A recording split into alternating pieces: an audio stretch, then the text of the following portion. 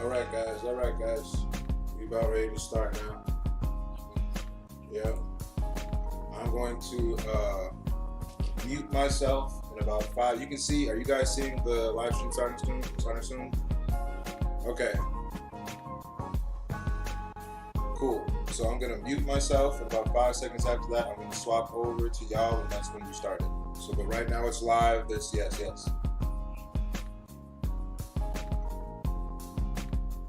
You can't. What you mean? You can't see? What can't you see?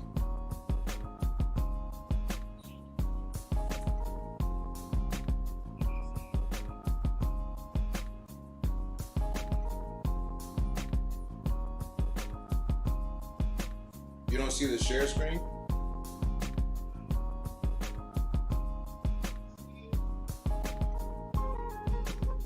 Yeah.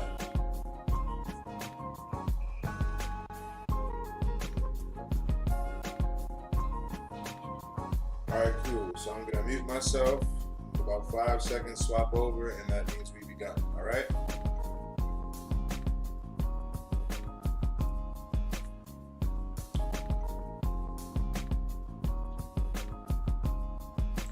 If I had thought about it, I'd have put my little leader on. Oh, there you go. And welcome to Cosplay Media. And here today we have my favorite long-term guest returning, Chris and Monique Wanamaker.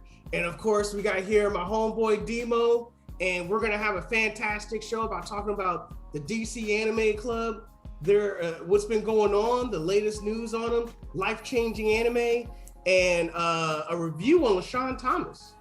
So just starting out, before we even begin, do you guys want to just wish or yell out a happy Mother's Day to all the moms out there? Yes, to all the mothers out there who have put up with us and have to deal with us.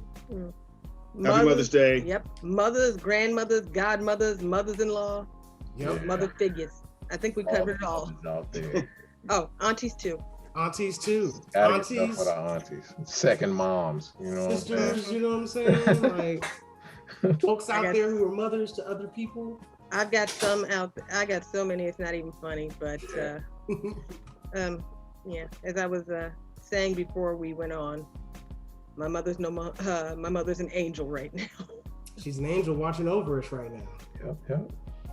Can't forget the angels. Yep. I just got finished visiting my mom this morning, you know what I'm saying? Dropped in on her, promised a bunch of stuff and then immediately left. She gotta leave. She can't caught out there all day, man. Came in, dropped off a kiss, a card, and I was just like, I love you, Mama. I'm coming back, I swear. Right. Blast. Yeah.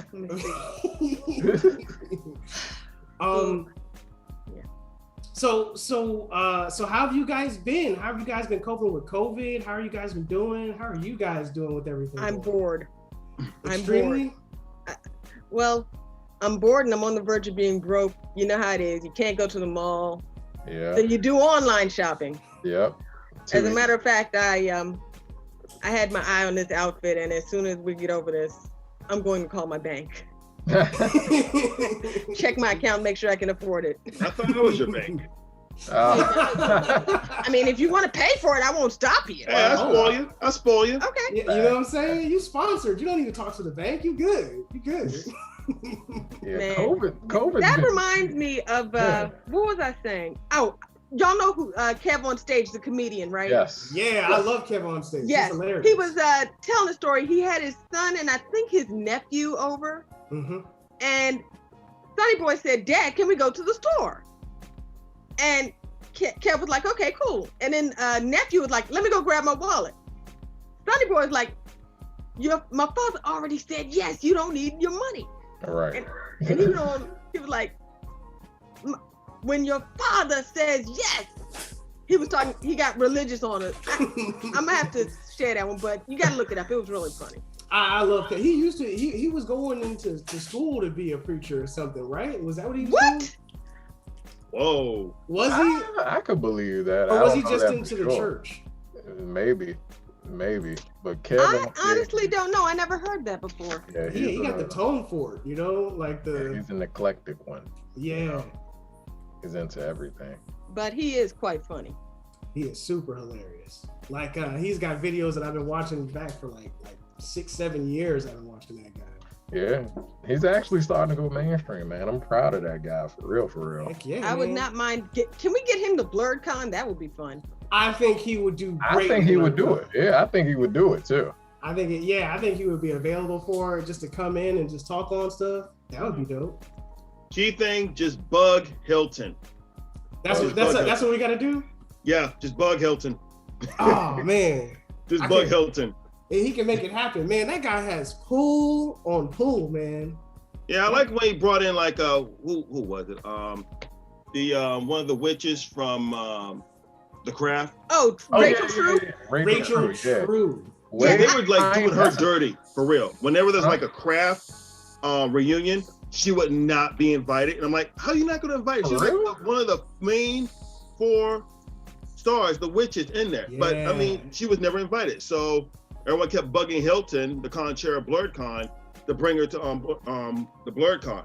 I actually got to meet her. Yeah, she doesn't age either. She doesn't age. She looks Although awesome. I will say that I have never seen The Craft. The one thing I remember Rachel True for was You've never seen The Craft? I know. Oh, we need to fix that. Yeah. And Gremlins. Oh, please Oh, don't. What? Look, I was traumatized by Candyman. That was enough. Candyman was scary. He did Oh, have the man. baritone. He had the baritone voice going on. Although I Candyman. can't wait to, I am looking forward to the remake. Who's supposed to do it? The guy who Yeah. did Get Out. Jordan Peele, I think is supposed to. Yeah, that's gonna be good. That would be I'm good. terrified but intrigued. Let's put it that way. Gotta see Yeah. that. Gotta see Jordan is that. For the culture, we gotta see I that. do We all- think I have matured when it comes to my horror movies, though. Who saw The Ring? I saw The Ring. I was that was fine until the phone rang while I was watching. My phone rang while I was watching the movie. Oh, that's what got you. You know what I'm saying? Like the phone rang, you was like, oh, What's happening? snap, I was the like- one ringing the phone. And I'll kill him for that later. But I mean, and I do somewhat like horror movies. Like I said, Candyman scared the crap out of me as a kid. But hey, you're what, Yeah. 11, 13? Nah. That's gonna scare you. Certain movies though, I think as a nerd or blurred, you just gotta see for the culture. Well, And I think Gremlins is definitely one as well. I will say this: my favorite, Gremlins although too, definitely. my favorite one is a Hitchcock movie, and it came out in the 60s. Birds? Birds. Although by today's standards, that's not Yeah, scary. it's worth a not damn. scary at all. You I mean- you know what scared me as a kid? It messed me up to this day. It. I only Oh, saw the. yeah. I did not see the original. I saw the remake. Yo, I The seen the original was- original when I was like 6. That joint messed me up, man. I still don't like clowns to this day. So, do you guys remember that one time where it was like a killer clown on the loose or something? Yeah, I remember that. Attack of the What? Killer Clowns. Yeah. So I remember that, and they would wrap we them were up in like- cotton candy and we stick were a in straw on them. full-on lockdown, and I assumed it was the clown from the It movie. Oh yeah, I know what you're talking about. Killer Clowns from Outer Space. Yes. Chasing on me coke. Man, that movie scared the heck out of me, man. No, I still say Candyman was probably the scariest thing I've ever seen, though. Yeah, Candyman's pretty. I actually watched that a few months ago. COVID has made me open up a catalog of a lot of things, and I definitely have been watching a lot of older scary flicks, as well as anime. Oh yeah. I tried to watch The Count of Monte Cristo. I got into a few episodes, and then I was like, meh. What, the anime version? Yeah, I'm trying to get back into it. You know what? I love what I love about that anime is like the textures that everybody. Yeah, Right. definitely. The motion of, and it moves. Yeah, It's definitely. beautiful. Storyline wise, it's kind of. Lacking a little bit. Now, I will say that Funimation. I don't know who. I know Funimation did a pretty good job with Romeo and Juliet. They there's an anime version of Romeo and Juliet. It's futuristic. Instead of horses, you got flying dragon steeds. Verona is Neo Verona.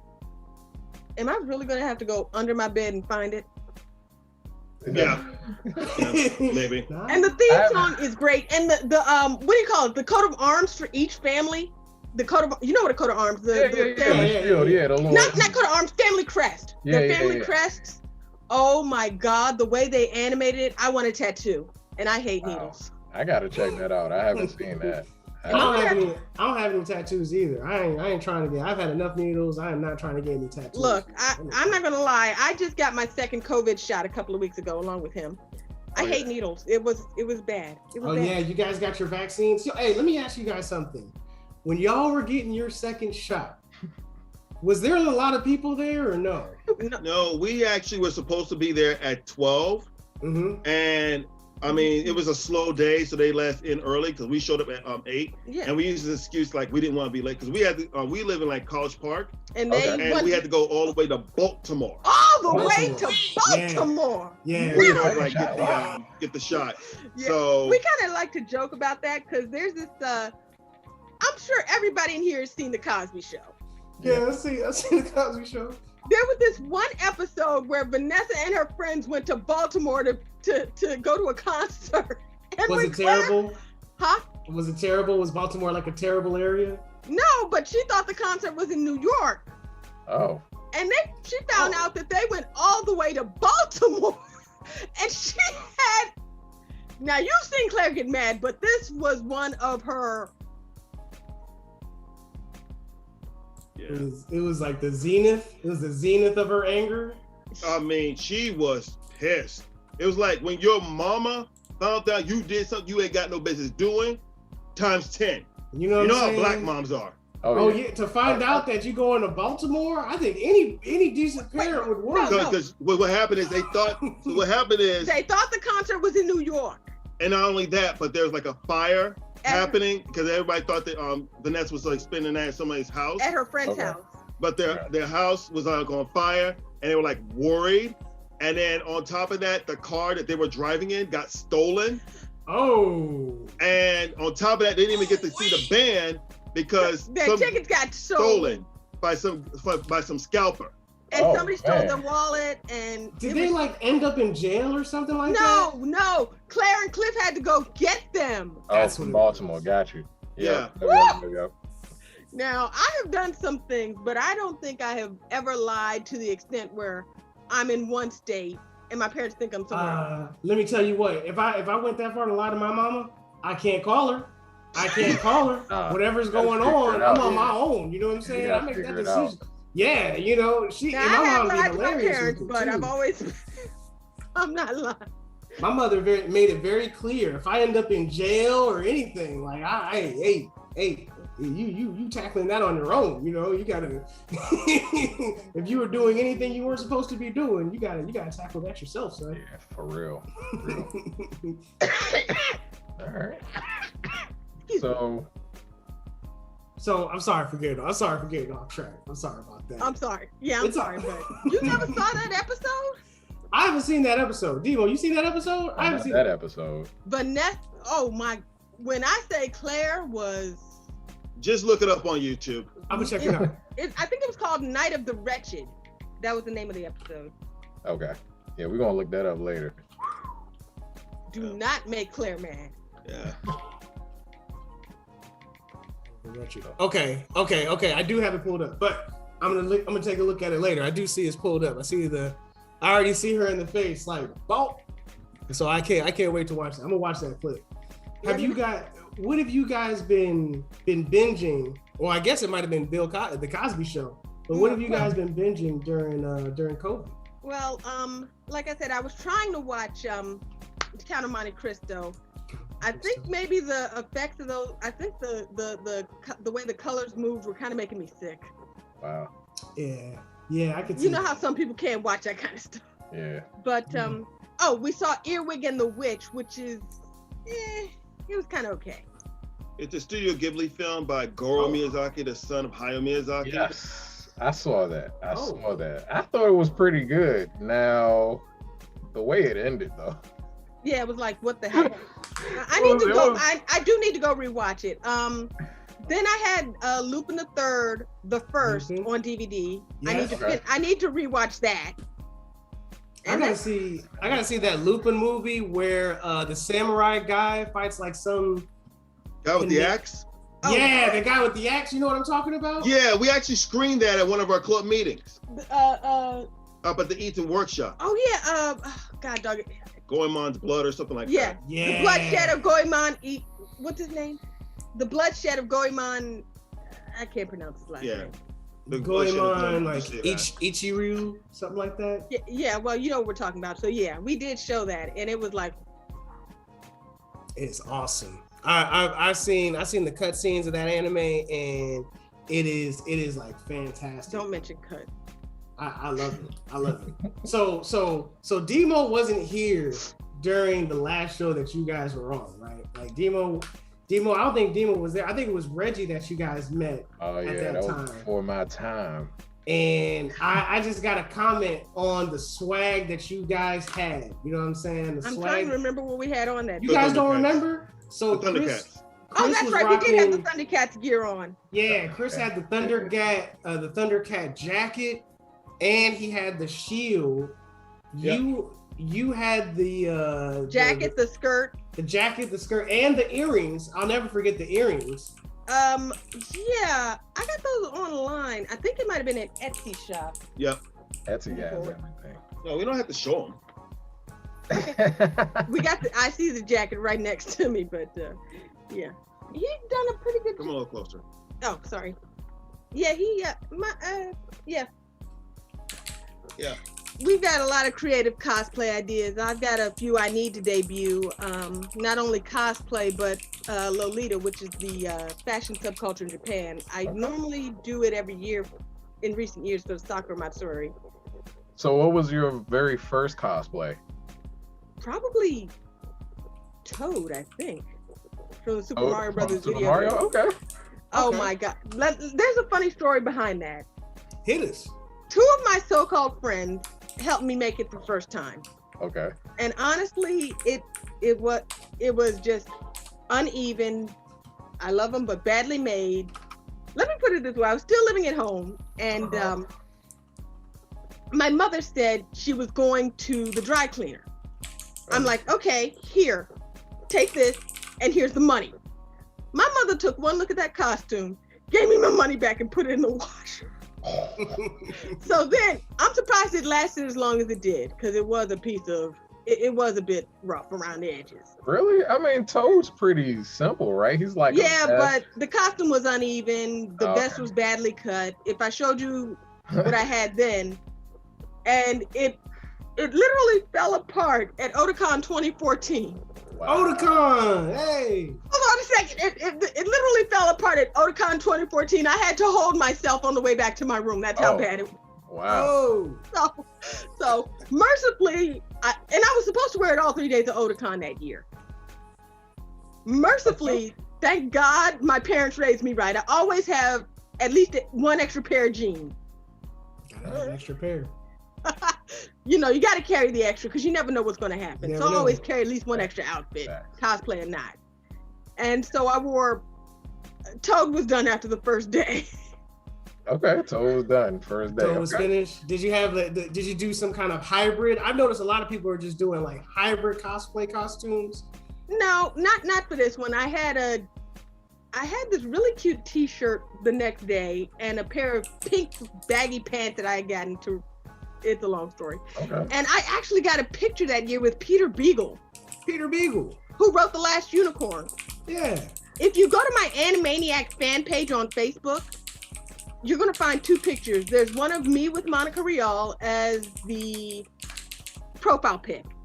And my cover pic is me with Peter Beagle. You guys have an Animaniacs fan page? Yeah, well, because I normally have a blog as well, which is what it's supposed to be about. Okay. That's dope. I love the Animaniacs. Like the Animaniacs. No, anime. Okay, imagine anime hyphen okay. Gotcha. So that's my blog. Oh, I love the Animaniacs too, but we're talking. My bad. Yeah, I know. Look, I ain't trying to get sued by Warner Brothers, okay? I am not trying to get sued by Warner Brothers. So I have a fan page and a blog. Oh, Chris, sit forward. Oh yeah, Chris, I wanted to ask you, man, what kind of watch you got on over there? Oh yeah. Yeah. Oh snap. Yeah, I thought so. I was like, I know I'm not tripping. That's tight. No, I'm not tripping. That's Hey, I tight. like them new Power Ranger movies that's coming out. Hey, those new Power Ranger movies finally got it together. You know what I'm saying? Like, I kind of like the one. I kind of like the first one from the mid '90s. the one with Ivan Ooze. Those costumes are My actually cousin and I were so pressed to see that when it came out. My cousin is one of my best friends. I ain't gonna lie.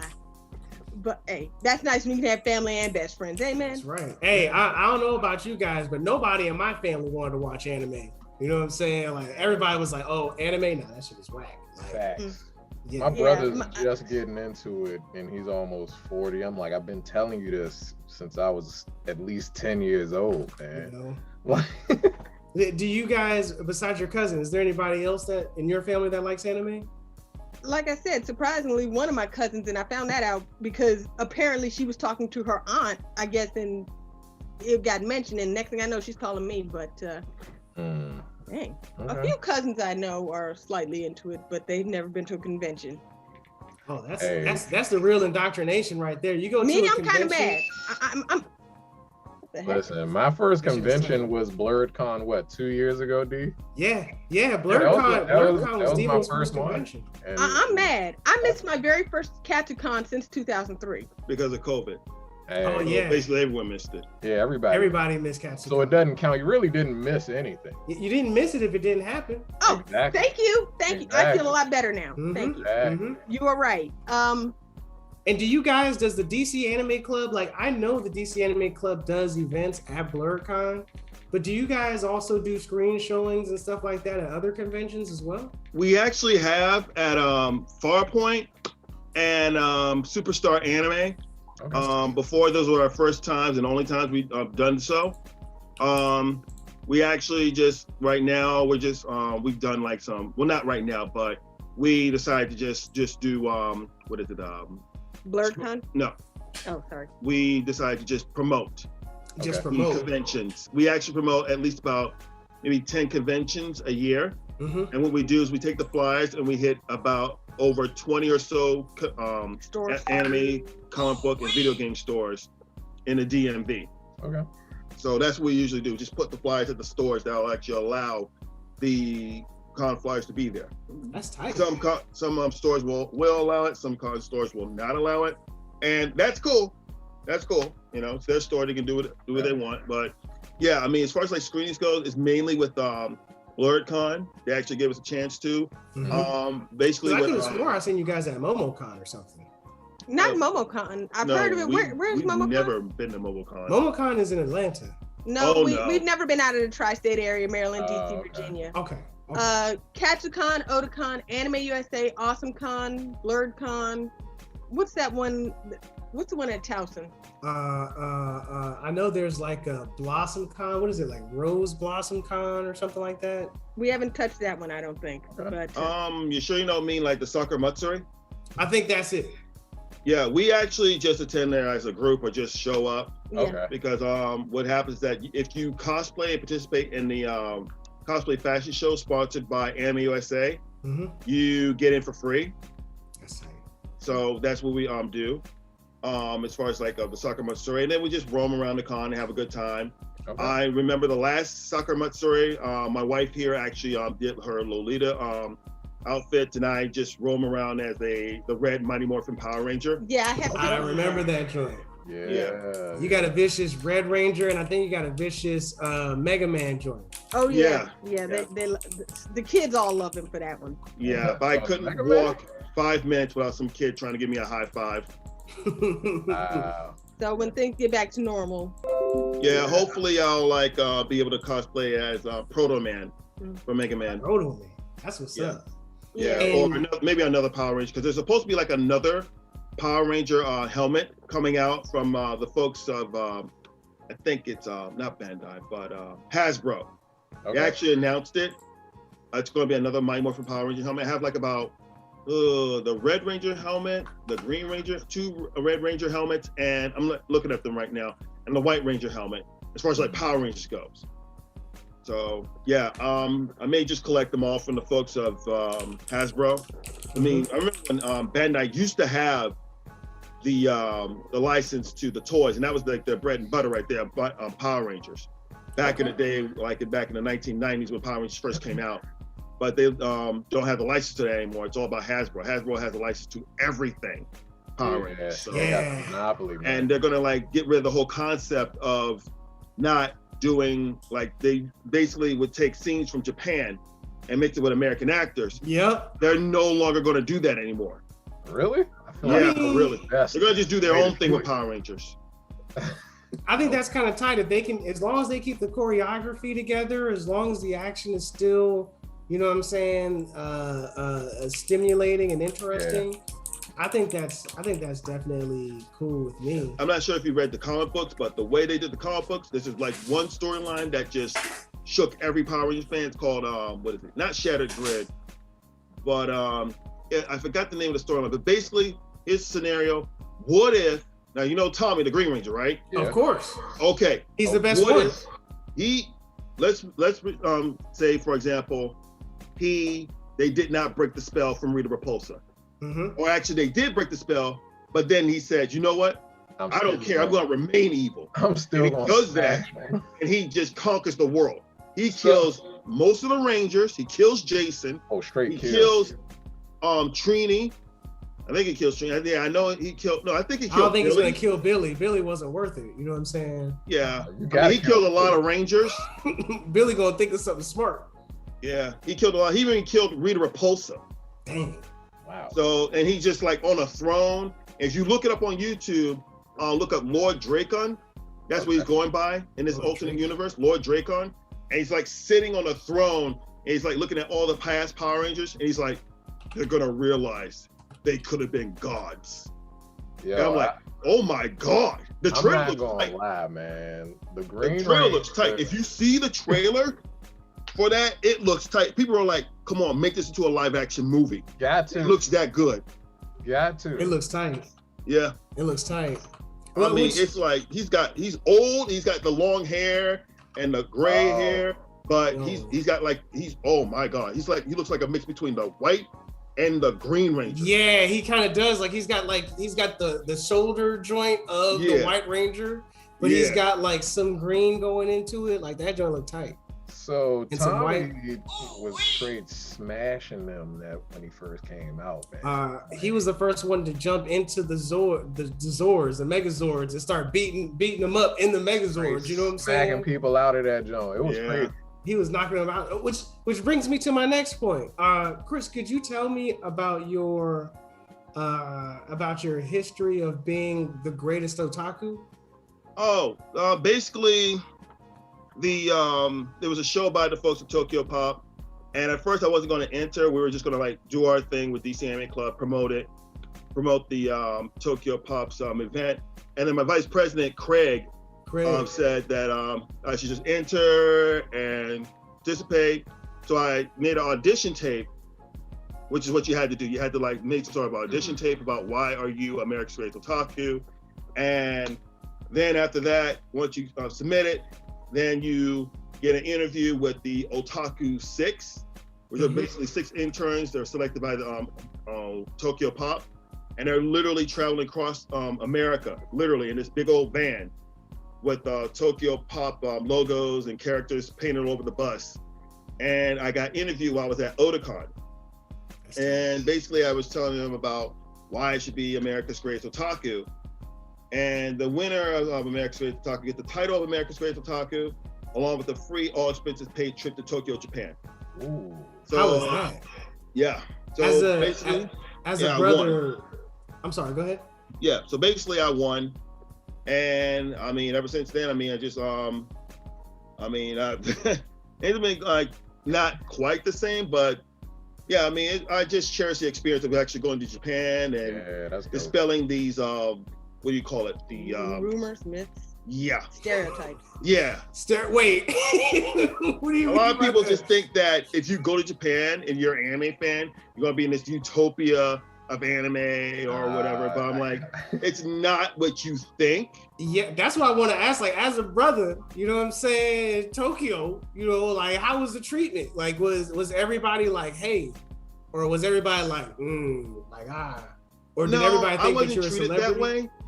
Really? I mean, I was only there for like about a week. Mm-hmm. So, I mean, it wasn't like treated harsh or anything. I mean, I've visited like different places like the Butler Cafe and the Maid Cafe. I preferred the Butler Cafe because when they greeted me, they take off my jacket and they actually like come to me and stuff like that. The Maid Cafe was okay.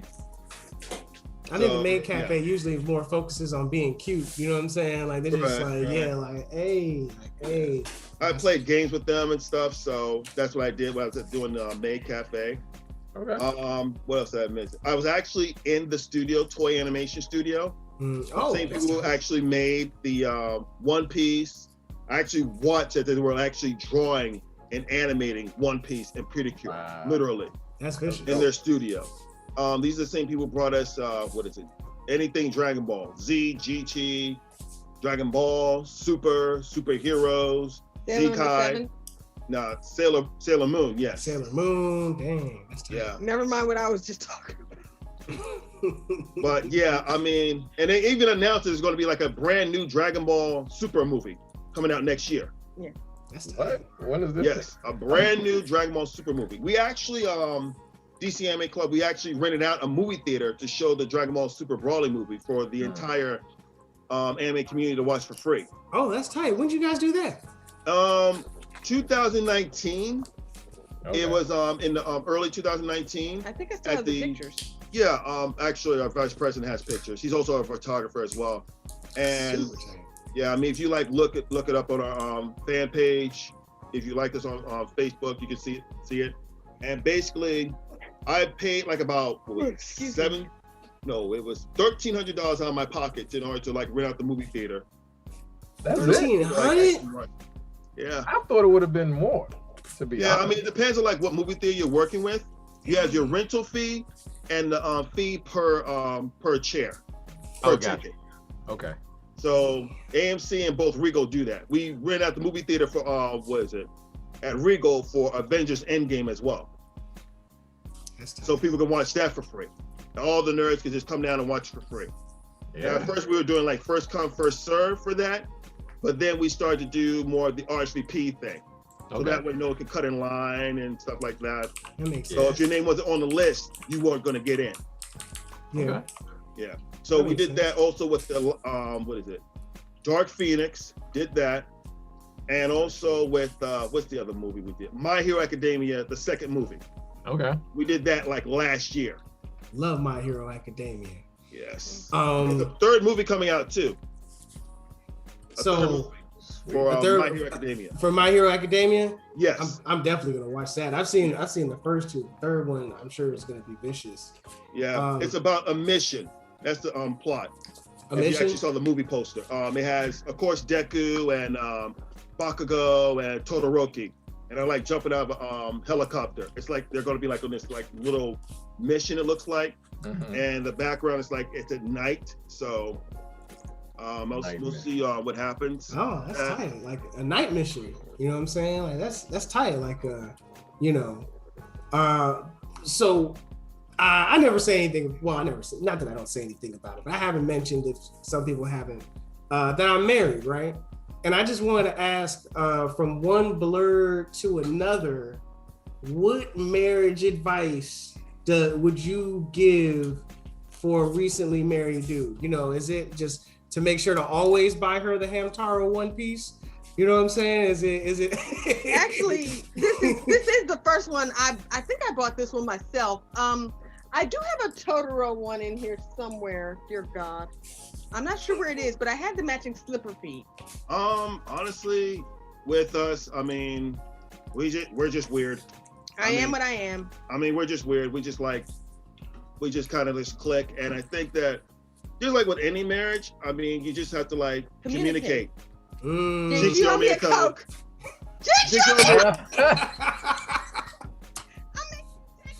Be happy. That was dope. That was dope. Y'all synced up, man. Y'all synced up.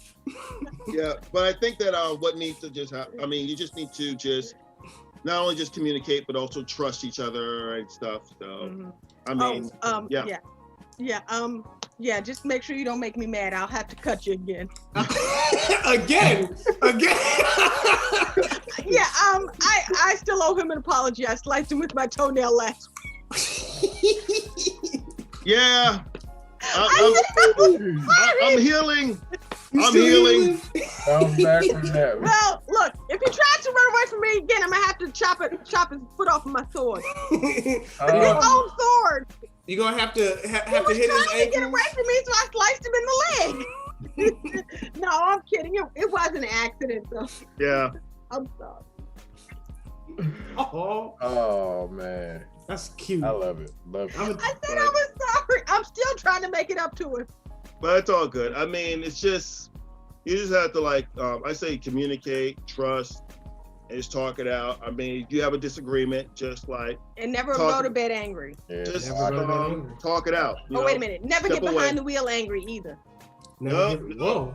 I never heard that one, but that makes a lot of sense. That sounds like a good one. No. God bless my parents. They raised me right. Rest in peace, Mom. But there's an old song called "The Beginning of My End," and it's one of those story songs. Who sings that? Huh? Who sings that? Yeah, I'm old. Leave me alone. Yeah, I was about to say, what band? Look, my parents were born in the 50s. God bless the beginning of Motown, but I don't think this is a Motown song. It's called "The Beginning of My End," and it's basically they had an argument. And she gets behind the wheel of the car. Next thing you know, she's gone, and it's the beginning of his end. Yeah. No, I mean, definitely keep that in my back pocket because I never heard that one before today. But that makes a lot of sense. I think it's by the Impressions, but just go to YouTube and look up "The Beginning of My End." Okay. I'm gonna have to ask my wife about that one. I'm old. Leave me alone. I mean, she likes the old school music, and I don't blame her because today's rappers, they just mumble. I'm like, what are you doing? What is this? I mean, I grew up in the 80s and 90s, of course. That shows my age, but I mean, at least back in the day, rappers would actually stand for something. Yeah. They think or not, they would stand for something. Like there was one time, back in the day, MTV, all the rappers like Will Smith, Salt and Pepper, Queen Latifah, Cool J. Yeah, I mean they actually protested MTV because they didn't because of the lack of inclusion. And now MTV is just a memory. Oh man, I used to love watching MTV Jams. Did you guys just like to watch the music videos? I was more into Video Soul on BET with Donnie Simpson and Sherry Carter. Yeah. Man, as a matter of fact, when Michael Jackson, may he rest in peace, his song "Scream" had come out the summer of '95, I think. Yeah, that was on the box. Yeah, and 1 week. Oh dang, sorry. 1 week, I just knew it was going to be the #1 video on the countdown. So I had my VCR tape ready to record "Scream" by Michael Jackson. Now, you can't tell me that's not one of his best videos.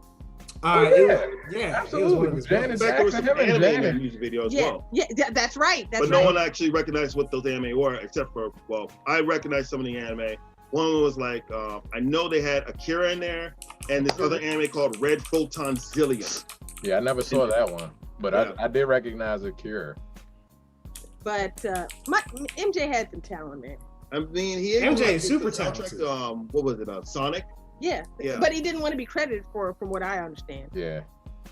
So speaking of animated features, I'm not asking nobody if they watch any kind of rated R type animated shows, but if we were, which one would you recommend? Is there any good joints out there right now? Is there anything? Right now, I wouldn't say so. I mean, as far as stuff that I would recommend that's really, really hardcore R-rated. Kite was amazing. Kite. Chains of Lust had everybody rolling. Yeah.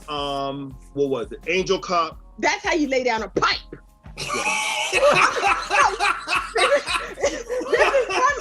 This is one line in Chains of Lust, and I can't say the whole thing because there's some swearing in it. But that one always got me rolling. That's how you lay the pipe. That's how you lay the smack down. I love it. But I can't say what comes after that because, well, let's just say MF. All right. Oh yeah. I think I can say that on the radio. Sure, why not? Why not? If you guys do curse, you know what I'm saying? Shout out to Shane. And then there was Princess 6ix9ine, which was a Princess 6ix9ine was a gymnastics anime. Whoa. What? And 69. Yeah, that's exactly what it sounds like. Okay. Yeah, but yeah, I'm ashamed of myself. Hey, listen. Hey, this is all hypothetical, y'all. This is all hypothetical. This is all hypothetical. I would always recommend almost anything by Go Nagai. This is the guy who made what is it? Mazinger. Mazinger? Yeah, Mazinger. I know he did a lot of those, and he also did what's the other one he did? Judy Honey and Devilman. Oh, Devilman, okay.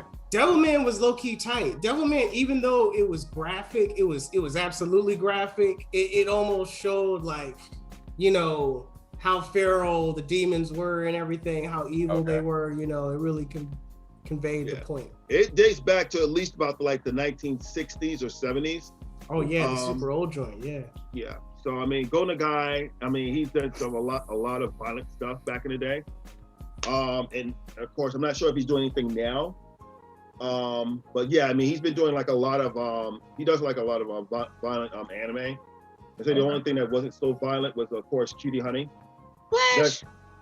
That's more like a fan service anime, if anything. Got it. Yeah. So, how do you guys feel about the newer anime though? Like, when the club was active before COVID, I saw like there was a couple that stuck in my mind. Restaurant to Another World was pretty good. There was one called Cells at Work, and there was one called The Cells at Work was good. Oh yeah, Cells at Work was really good. I'm ready for the American release on it. Yeah, that was good. And then there was one called The Case Files of Jeweler Richard that I got into. I think they only had like 2 episodes?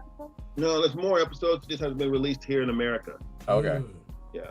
And how's the DC Anime Club changed since COVID? Are you guys just meeting up on via Zoom? We've been trying to do Zoom, Cast, and what's that other one? I forget the other one, but Google. Yeah, we've been trying to meet online. Yeah. Okay. Whenever we can. And as far as like activity goes, I mean, the only activity we have coming up is, of course, participating in BlurredCon. But if all goes well, we may start renting out the movie theaters again. Because as El Presidente, I really want us to do like more rentals of movie theaters in order to gather up the whole DMV anime fandom. For like everything, MCU movies, the DC Extended Universe movies, every anime movie that's out there. In order for like everyone to like meet for free, mainly because of two things. I want people to avoid spoilers because people are always spoiling on stuff on the internet. Yes. So you guys to stay off the internet. Rampant. You see the freaking movie. You know, they were doing that with like, what was it, Falcon and the Winter Soldier. And you got some people waking up at 3:00 in the morning so they can avoid spoilers so they can watch it on Disney Plus. Yeah, that's crazy. Yeah. Oh, yeah, Falcon and the Winter Soldier was okay. I didn't like Captain America. Well, I'm trying to finish that up. I'm trying to finish mine up. I finished WandaVision.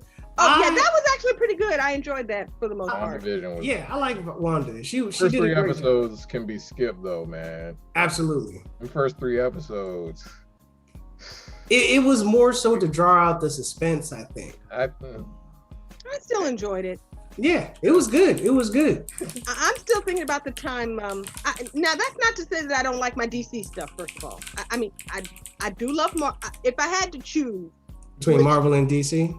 I'm a Marvel girl because I like the diversity and the fact that they take something that would probably be viewed by normal society as a disability and they say, it's okay, you're cool, come with us. You might be, or you're disabled, but because of your disability, it makes you even better. Like you're blind, Exactly. but because Exactly. you can hear like way better than anybody Right. else. And I'm or going to be something. transparent for a moment. I was born with a neurological disability, so Okay. anything along that line that says supports that kind of stuff, I'm cool with. Absolutely. Now, that's not to say that I do not like DC, because I'm still thinking about the time that Chris screened Gotham by Gaslight, the Batman joint. Which one was that? It's So this is like basically a Batman back in the day, right? Yeah, about a year or two. Has it been? It was about a year or two. Yeah, basically this is a Victorian style Batman. And it took place during the era of Jack the Ripper. Okay.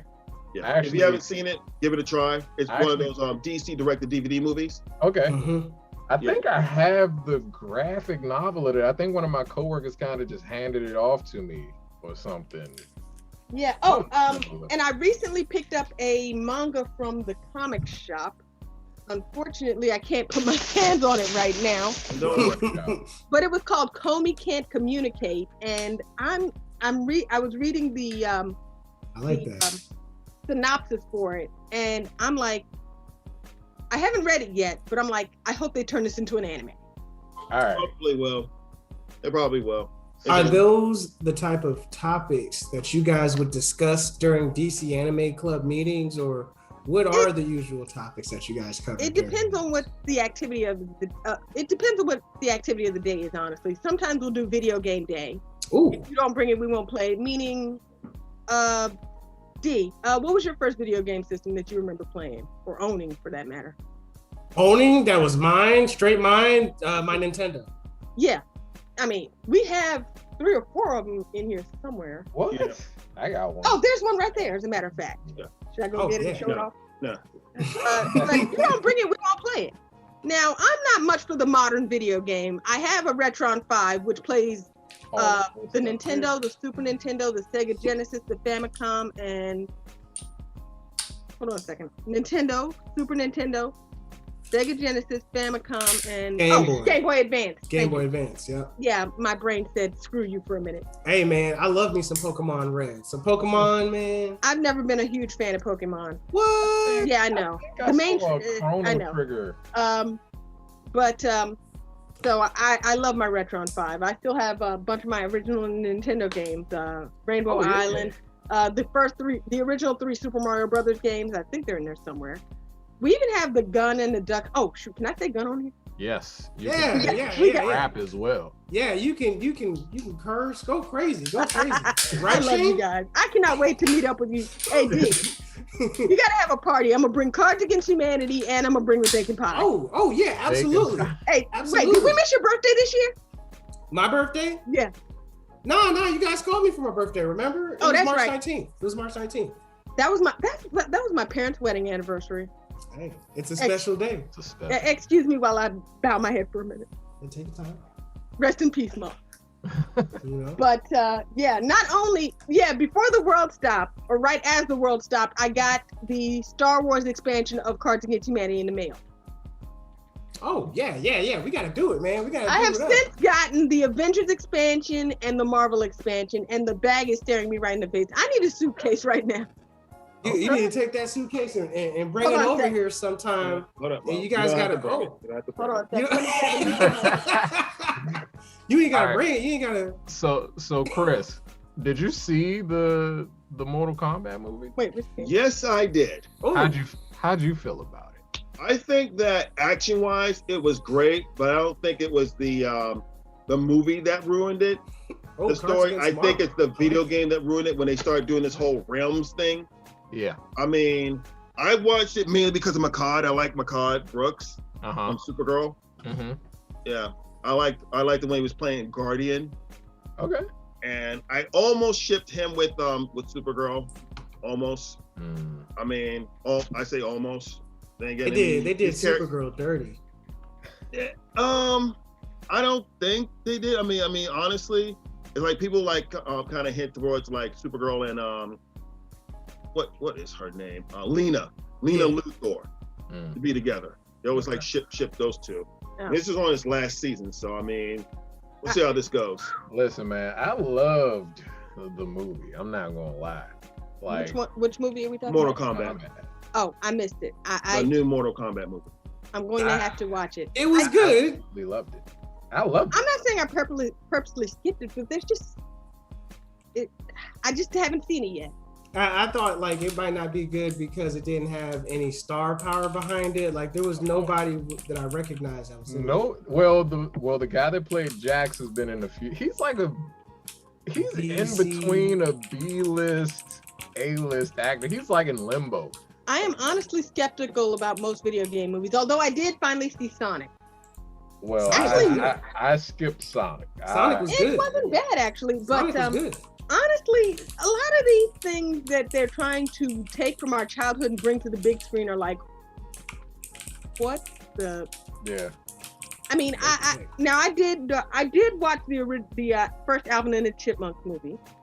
Do you guys remember the Mario movie? The Mario movie I thought was pretty tight. What? Facepalm with the fungus, and they were using the fungus. I need to watch it again, but that does get a giant facepalm. No. So but, me and D I mean, wasn't feeling it. The more I find myself going back to watch some of these live action adaptations like the Smurfs and Alvin and the Chipmunks, especially Alvin and the Chipmunks with the way they found Dave in that movie. It's like, why? As a product of the 80s, I grew up loving Alvin and the Chipmunks. I mean, yeah, granted, everybody loved Alvin and the Chipmunks. Back then, yeah. There was this one time, my husband and I were on our way, I think we were going to Springfield. Okay. And we were having a conversation in the car, and we were talking about the Chipmunk Christmas song. Oh, yeah. Y'all know the one. Classic. Yeah. Classic. Next thing you know, it comes on the radio. So, of course, we crank up the volume. And then the dude in the next car was like, what are y'all listening to? What are y'all listening to? Turn it down. Man. No, he was like, what are y'all listening to? So we had to tell him. Oh, the Alvin and the Chipmunks Christmas song. You know it's going to be on the next Mac and Cheese album. You already know, man. It's going to get remixed. You know, it's just a matter of time before it gets remixed and somebody. Yeah. I'm pretty sure I have it in my collection of CDs over there somewhere. Like I said, today's music really sucks. So in the last. Well, there's got to be some rappers out there that you got to find respect. What about Childish Gambino? You guys like Childish Gambino? Love that guy. I need to know what songs he has. I mean, I like Future. He did the This Is America. This is America.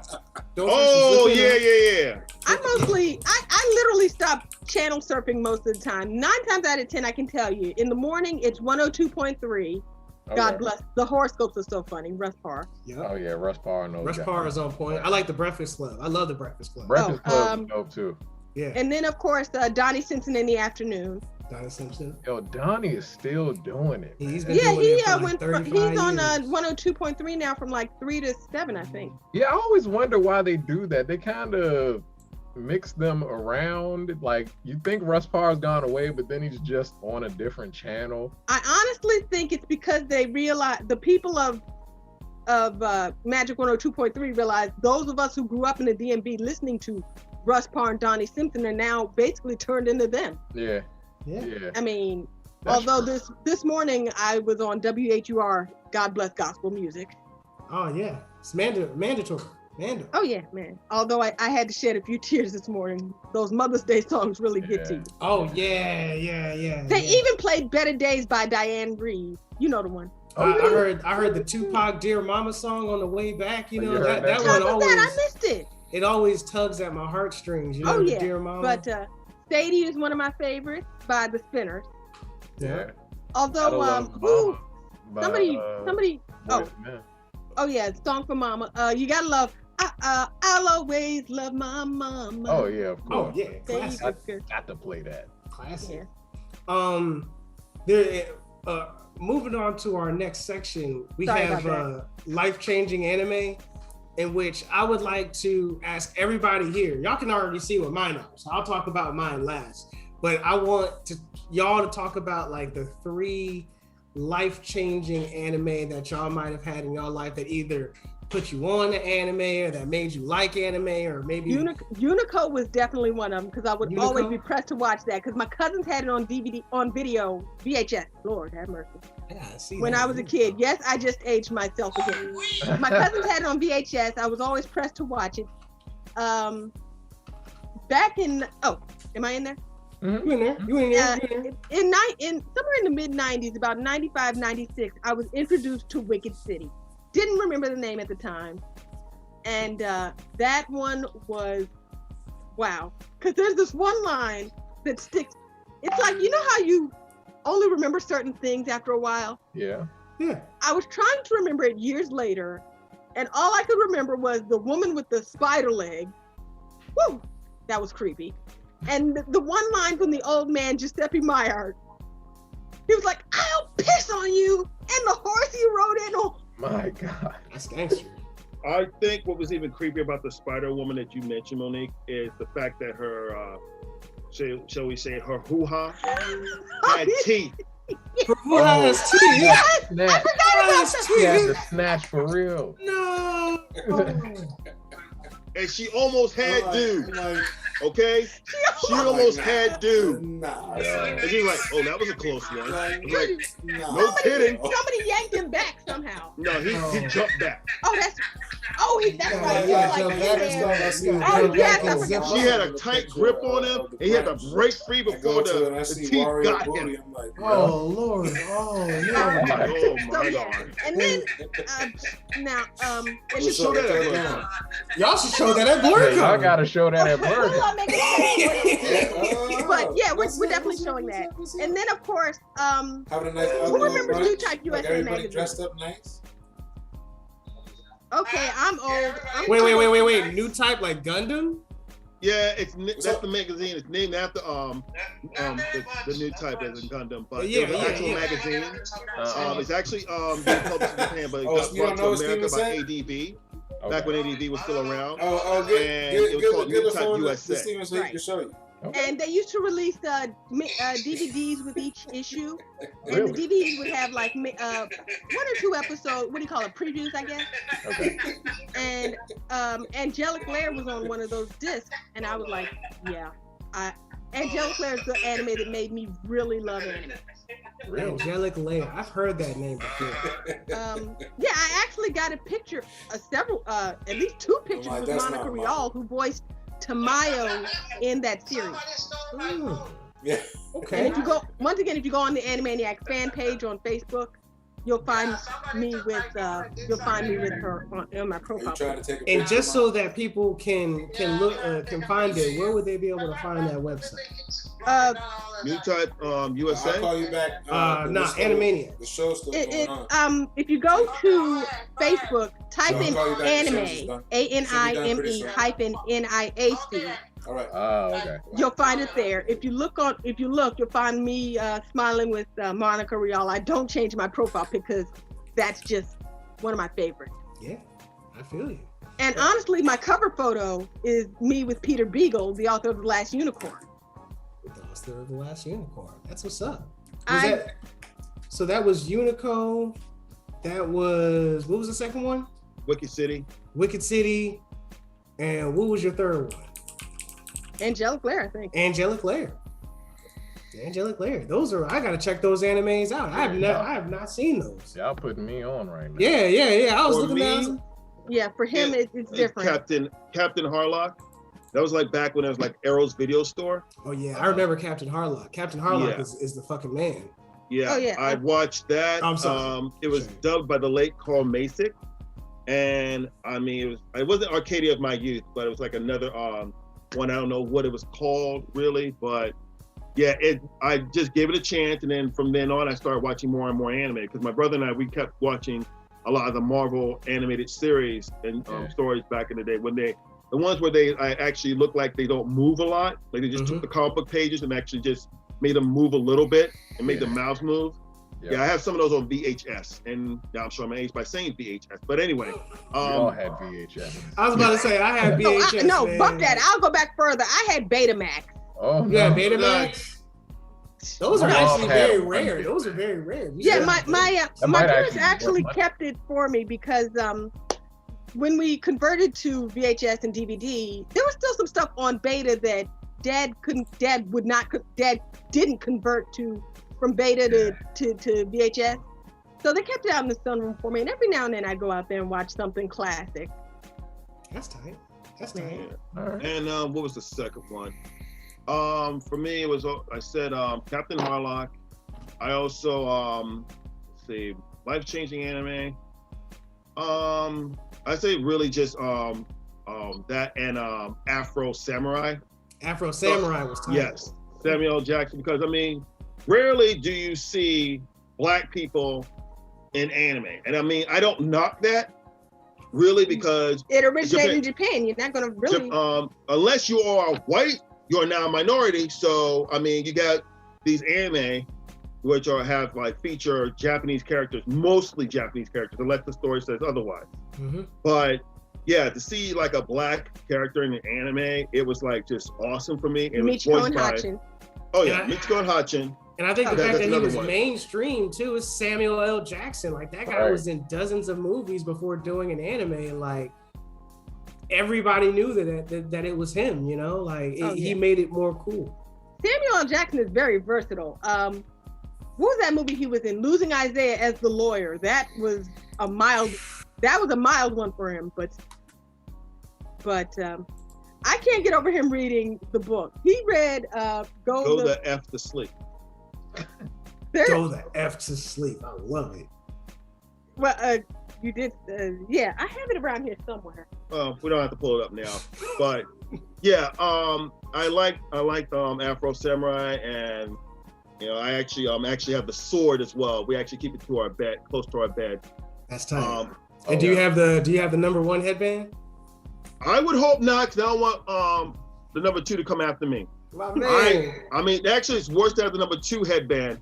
Because if you have the number two headband, everybody can just come up and try to jump you or whatever. Yeah. Wasn't there a live action version of Afro Samurai? No, there was not. At least not yet. I'd watch it, but there isn't one. Not that I know of. I mean, just as long as it's done some justice. Because I mean, actually, you know what? There is a live action Afro Samurai, but it's fan made. But it looks good. It's a crossover. Hold up, hear me out on this one.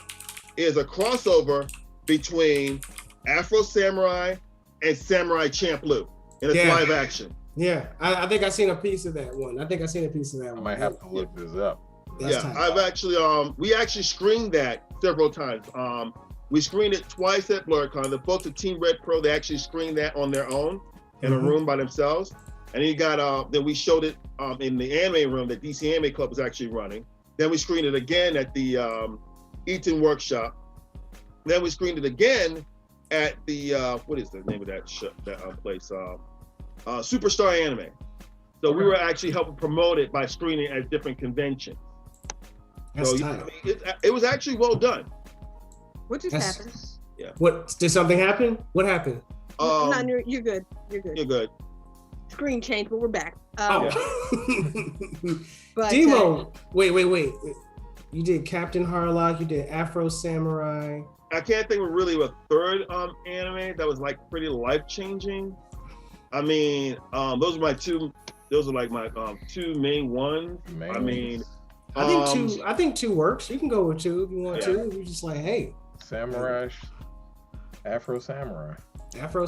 That was pretty good though. So for me, definitely gotta say Pokemon, because I was like young, coming from school. Like it was the first time I ever had seen that type of thing where it's like, yo, what are pocket monsters? What is this about? And I was hooked. You couldn't find me not playing my Pokemon game or watching the episodes or just plop down in front of the TV. That was life-changing, but that was like the segue into the Dragon Ball Z's and everything like that. I thought the disgust on Monique's face was hilarious right there. She was just like, Pokemon. Listen, Pokemon. I think the furthest I can go back is Ninja Scroll. Ninja Scroll was tight. Oh, it's been a minute, but I know he has that in his collection. I'm telling you, do not Ninja think Scroll, I do. You have Ninja Scroll on VHS. I'm pretty sure I saw it. I'll check, but a man. That's where that changed my life. Like Ninja Scroll was the anime movie where I was like, all right, I'm an adult now. Now I can start watching some other That was like the most adult anime you've seen. Like you seen Ninja Scroll. I mean, it had everything in it. It had everything. It had killing. It had sex and, blood. It had everything. It was graphic. I'm a little squeamish, as he'll tell you. Yeah. We were watching, was it Go-Go 13? I'm not sure if you watched that one. Go-Go 13 is my guy. The assassin dude. Yeah, that guy's hilarious. That's my guy. I preferred the very first one. Was fighting against Gold and Silver. Yes. Yes, I love that one. I know I showed it at my anime club back when I was in college. That's before DC Anime Club. Yeah, Go-Go 13 Society, is slept no on longer heavily, I think it's slept on. Go-Go 13 is classic. And I like the helicopter scene too. I mean, they actually put some computer animation in there. I mean, it's outdated. Yeah, of course. But I mean, the creativity of using that back in the day, that scene where they're trying to like shoot up the place with the helicopter. Yeah. Yeah, I'm like, yeah. I mean, yeah, I give it up to them. I mean, that was like kind of creative right there. Yeah, they were innovative with that. I like that one over Queen Bee. I only watched the one with Queen Bee out of pure principle because it's Go-Go 13. Yeah. But I never watched the series of Go-Go 13. Oh, you gotta check the series out, man. Yeah. Go-Go seems like a brutal James Bond. You know what I'm saying? Like, Go-Go 13 was like the Punisher if he was Japanese. Or something. Yeah. He looks hardcore though. Like he looks like he'd be like messing people up though. Like Yeah, he do, man. I never saw him fail a mission either. I don't think. That's his thing. That's why everyone keeps hiring him, because he does not fail. If you are on his contract, you just might as well just write up your will right now. Yeah, for real. I remember the video game too for the Nintendo. there was a game for it? Yes, there was a game for it, and you just like running around shooting people and stuff. And that's what I remember. You just like scrolling across the room and screen and just shooting up people. Yeah, I mean, I never beat it, but yeah. Hey, that game came out in 1988. Oh God, can we go back to the 80s? Hey, that's when everything was best, right? We had awesome cartoons back then. Yeah, we trying. Like I said, we are doing an 80s cartoon screening at BlurCon. What time are you guys going to be doing the screening? It literally starts at 3 p.m. Mm-hmm. Oh, wait. On a Friday, and then it ends at 3 p.m. on Sunday. So it's 24. 72 hours. Yeah. 72 hours. That's dope. I'm going to be tired as crap because I have to get up on Saturday morning and oversee the cartoon portion of the screening. And then I got to come back and do the overnight for the hentai because it is my hentai. Hey, gotta keep your holding personal the collection. You know. You gotta... Yes. Excuse me while I bow my head in shame. Yes. I love it. Okay. Ain't no shame now. I love it. Oh, love it. Look, at my age, I am what I am. I like what I like. If you don't like it, tough. Yeah. I love it. So, but so come equipped in your pajamas with one of those little boxes of cereal. That's tight. You guys gonna hand those out or? I wish. We should try, but we probably won't. Probably not. Either way, like I know I'm gonna be there. I know me and Andre, we were there, and it was like we just kept coming back to the anime place because it was just like the perfect shelter for everything else going on. The energy in there too. Now let me ask y'all: when you think of I have most of my childhood was the 80s. I was born in 81. I'm not gonna lie. Oh yeah. Hey, I don't look okay. Yeah. What were your favorite 80s cartoons? Cartoons from the 80s. Thundercat. Mm-hmm. Technically, Dragon Ball Z was in the 80s. Yeah. But that's anime. We're talking regular cartoons? Huh? Regular American cartoons? Yeah, because that's what we're really focusing on for this part of the show. Definitely gotta throw the Transformers and G.I. Joe. Oh yeah, we have the Transformers over there somewhere. Well, technically that's also kind of anime. It is, isn't it? I was about to say that. That's gotta be anime. Because a lot of the stuff in the 80s was actually done overseas in Japan, like Sunbow, Marvel Productions, and let's see, they actually did a lot of stuff from Transformers, G.I. Joe, Gem and the Holograms, and Dungeons and Dragons. I will say I do have fond memories of the 80s. It's a lot of obscure stuff that nobody else remembers and gives me weird looks when I start talking about it. Kissy Fur. I mean, I think there was good music in the 80s, you know what I'm saying? God bless the 80s. I think it was the beginning of like TV and media really taking form and stuff like that. Yeah. I mean, one of my favorite songs was way before I was even born. You're not going to tell me growing up in the 80s that you did not listen to Donnie Simpson in the morning, and the last song he ended with, Jesus is Love by the Commodores. You're not going to tell me there's a greater song than that out there. Jesus is Love? By the Commodores. I think it's definitely a fantastic song. I think it's great. I think it's that's Lionel Richie, right? Yeah, you know what I'm saying? It's one of them. You can. One of them touching joints. It's what you do. So you put that on once you're done, like at the end of television, you know how they would play like the American anthem. You know what I'm saying? Like I was like, play me out right quick, y'all. This is my theme song. Play me out. That's club closing music right there. That's when folks start. You can't look as many songs as I've loved since then. That is just number one right there. Number one. Yeah, that one definitely is at the top of the list of classics. That's almost like you got to hear. What song do you have to hear every Christmas? Every Christmas? Definitely Nat King Cole. The Christmas song, definitely. Yeah. I was going for Temptation Silent Night, but Nat King Cole is right up there too. Absolutely. Nat King Cole is definitely up there.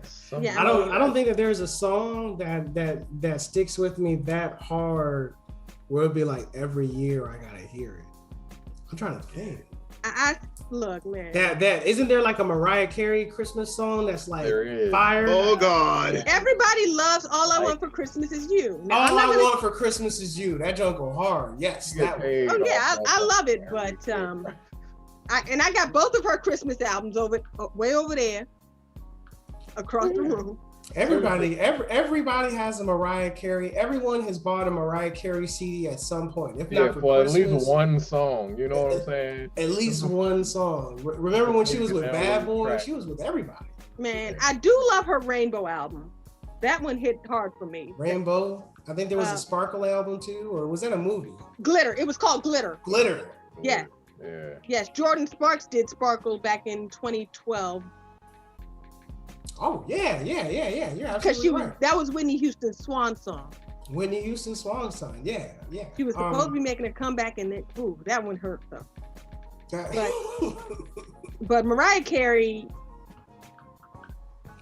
Mariah Carey's not as good as she used to be. I'm gonna say that. I mean, she's old. No one. There's very few people except for Sade. No one cares. Who gets prettier and better entertainers as they get older. You know what I'm saying? And I'm convinced she's a vampire. She has to be.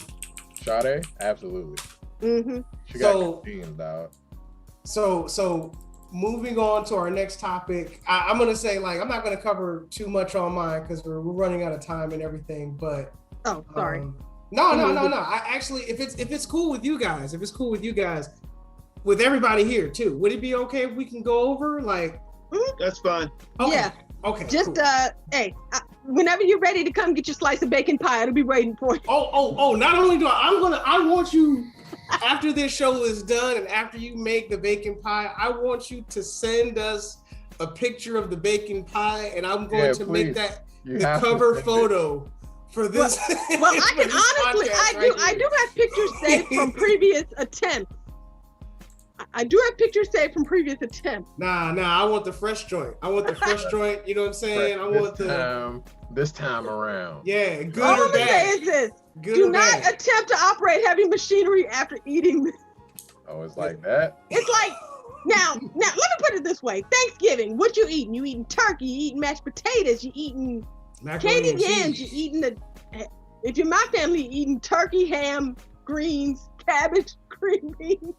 Oh yeah, with some stuffing. You know, I'm getting hungry. Honestly, I'm not a stuffing person, but you're gonna get the itis after eating this pie. I want it. I want the itis, man, or at least I want the picture of it. I keep imagining what it would look like. Yeah, Hey, If we're I gonna tell you try what, I'm gonna clean off the sofa. You can nap in here for about half an hour, and then we'll kick you out. All right, you got to get up out of here, man. I'm down. Just bring dessert. What was I gonna say? I'm sorry. It's no, it's okay. Don't apologize. Don't apologize for the bacon pie. So, Lashon Thomas, that's who I was going to talk about. Lashon Thomas was actually a guest that we had. We interviewed Lashon Thomas years ago when this was around like 2014, 15, when he was just finishing up on working on, it was when he was about to come out with Cannon Busters. He finished working on Boondocks. I think he was at like Awesome Con or something. It was at one of the cons that we met him at. And we had a chance to talk to him. Very cool guy, very artistic guy, very down to earth. You know what I'm saying? I loved his taste in video games and stuff. And that was years ago. And since then, Cannon Busters has come out. What else has come out? What was it? Children of the Ether has come out. He's done that. And also Yasuke, am I saying that right? Yasuke? Yeah, I'm actually on episode 2 of that.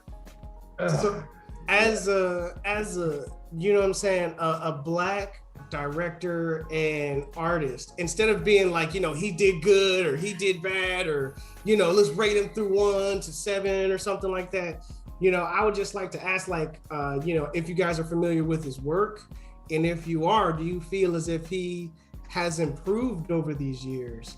And, you know, in what ways do you guys think that he might have improved or changed or grown, you know, as an artist or a director, as a writer? He does so much with Boondocks, and, you know, I think he did a like Scooby-Doo animations as well. Like he started out doing Scooby-Doo and Kim Possible, and then moving on to coming out with his own show like Cannon Busters. And then, like, I think doing an even better job of taking some of those features from Cannon Busters and Afro Samurai and making Yasuke, which I finished that. I'm not going to ruin nothing for you, but, you know, man, the music with Thundercat, I thought was awesome. You know, the intro song. Right. You know what I'm saying? Like that. Yeah. I thought the intro was good. I think Lakeith Stanfield as the voice actor, you know, that's the guy from Get Out. Yeah. We won't go there. We won't go there? Okay. We're not going to go there. No.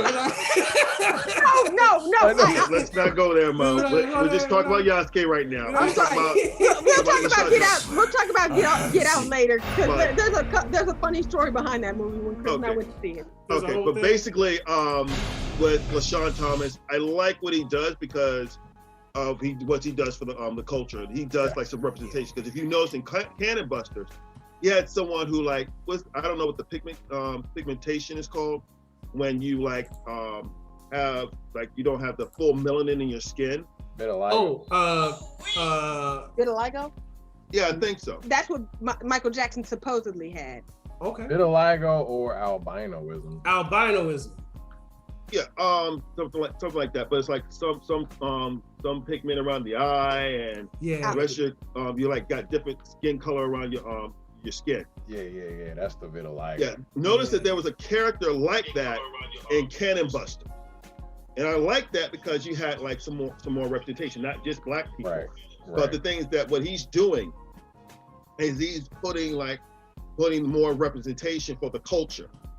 You know, he's got like more representation in there, and that's what I like about his work. I do like that. It's like just the representation. Yeah, just more black people in anime. I mean, I think Cannon Busters was one of the few anime that I saw where it was like more black people than anything else. Yeah. I'm sorry. I was thinking about Michiko and Hachi. They had a couple of black people in there. That was a good anime. Oh yeah, Michiko and Hachi. Michiko and Hachin. Think of the word hat like you were on your head, and then add the word chin to it. Hachin. Michiko and Hachin. I think we showed that at BlurredCon. Yes, we did. So I'm about to be in trouble. I mean, but back to my topic. Sorry, go ahead. Lashon Thomas. I mean, I like his work. I mean, I wish he would have attended BlurredCon, because I'm always like bugging the folks at BlurredCon to like bring these Japanese animators, like not just Lashon Thomas, but this other black animator called D-Art. D-Art, yeah, I seen his stuff. He is amazing. Yeah, I mean, just bring them in and we can just like show their stuff exclusively, because one of the things that we're at the in the anime room is that we're always trying to like do something different, but also try to like bring the newest and latest stuff. And it would be great to have like the newest and latest stuff before even like what Otakon or even Anime Expo or even New York Anime Festival are doing. Because what they're doing is they're bringing the anime before it even hits Japanese theaters. And it would be nice to be able to do that in the anime room as well. But it's an expensive endeavor, because I actually talked to the people of like, okay, so how do you guys do this? Basically, they brought in like Japanese businessmen. You have to make sure no one bootlegs the stuff. And it's expensive, because I mean, a plane ticket to and fro Japan, you have to fly these guys like the first class, according to what the folks at Anime New York said to me. And what else? Yeah, that was basically it. I mean, there's some other stuff, but basically it's just difficult to actually do that because it's expensive. And BlurredCon, not to knock BlurredCon, but they just basically couldn't like afford to do that. I'm not trying to speak for the con or anything, but honestly, they couldn't do that. So of course, our main attraction to the anime room at the time was of course hentai. The main attraction. So at the time, it's not the only thing we've been doing. I mean, we've actually done some other things in that room that actually attracts people. Streaming straight from Crunchyroll. Yeah, I love me some also, Crunchyroll. like I said before, Afro Samurai Champloo, we screened that as well in the actual anime room, along with them doing their own thing. And we actually are showing some stuff, the newest and latest stuff. Like every year we show the summer season and the spring season of anime, the newest and latest stuff, literally, that comes out in Japan. But back on topic, Lashon Thomas and D-Art, I love their work. I love what they do for the culture by just the representation alone. That's what I mainly like about their work. But as another topic that people need to like start talking about, and it hurts to say it, but it is true. Just because it's black doesn't make it good. Oh man, Busters. Thank you. Trash, man. Now, I wasn't going to talk about it unless somebody brought it up, right? So I hate to say it, but it is true, because I mean, a lot of people they just think that you just put like one black person in there, just some black person on any superhero, any geek related stuff, whether it be anime, comic books, or sci-fi. That okay, this will satisfy the black people. I'm like, no. Example, Batwoman. I'm not. Batwoman was garbage water. I'm not trying to knock Batwoman or anything, was trash. But I mean, my issue with it is her background. Talk about the dope wasn't mine. He was in jail, and this is the trope that I always see when it comes to black people as superheroes. Look what they did to Lynn. Look what they did to Lynn on Black Lightning. No, well, she's not really a black superhero, but true. But Black Lightning was in jail too in one of the seasons. They set Every him up. time. They set him up. Yeah, they did set him up. They planted some dope in his car. They planted dope on that man. Green light, rather. That's the name of the drug, green light. In his car. And I'm like, and then he's going to jail to give him the cough test and everything. And I'm like, and they did the same thing on what is that show? Arrow? You know, Spartan, and David Ramesses plays that character. Yep. And he goes to jail. And I'm like, you notice the pattern. They're always putting us in jail. It's almost or we're coming out of jail. It's and I'm like they don't. Why we always gotta go to jail? They don't know what to do. Why we gotta be from the hood? Because that's the way society sees us, as sad as it is. That's why I didn't even like Meteor Man though. A Meteor Man. What? Meteor Man. Meteor Man. I like Meteor Man. Meteor Man. Okay, my issue with Meteor Man, again, you got they're in Washington D.C., but he's like fighting in a bad black neighborhood. The Vice Lords. What was their names? The Vice Lords or something? Yeah, the Golden Lords. The baby, Golden Lords. The baby Golden Lords. They had kids out there in the gang, man. You dyeing their hair yellow. It's always us going to jail, and I'm just sick of it, man. I'm just like, every time, why we always gotta be in jail? Why can't we be like millionaires, like Batman? Why can't we be rich people? That's what I like about Black Panther. Yeah. Oh, yeah, Black that was- Panther. Yeah. That's what I like about Black Panther. He was not a thug. He didn't go to jail. He was a king. And you notice that all of the women, not one of the women had a perm. They all had their natural Hey, hair. hold on, though. Hold on. His brother was, though. Brother? No, that was his cousin. Well, the guy that came from Wakanda ended up going to America, ended up doing the whole gang violence type. Oh yeah, his uncle. His uncle. No, the thing is, he wanted to use those weapons to liberate America and stuff. Yeah, that's what it was. He was trying to. It was like the early on. That's where That's where Michael B. Jordan got the idea. Yeah. Was because his dad was fighting against it. He was trying to get Wakanda weapons into the U.S. so that they could fight. Everything that was going on. So my thing with Lashon Thomas though is, yes. Yeah, when he was working on the Boondocks and all that other stuff, that was straight. Great work. Cannon Busters came out and I was really disappointed. Because it was, first of all, it had potential. So the music and everything was right. Music was on point. Everything right, but it was just the execution of that anime was so whack. And that was my fear for Yasuke. That was my fear. Now, I got to episode 2 of that. I stopped. All right. Why'd you stop? I don't know, man. It's something about... Because I feel it's only like I thought it was going to be kind of true to the time. I don't know why people feel the need... Okay, let me say this, because I don't want to give anything away for Chris, right?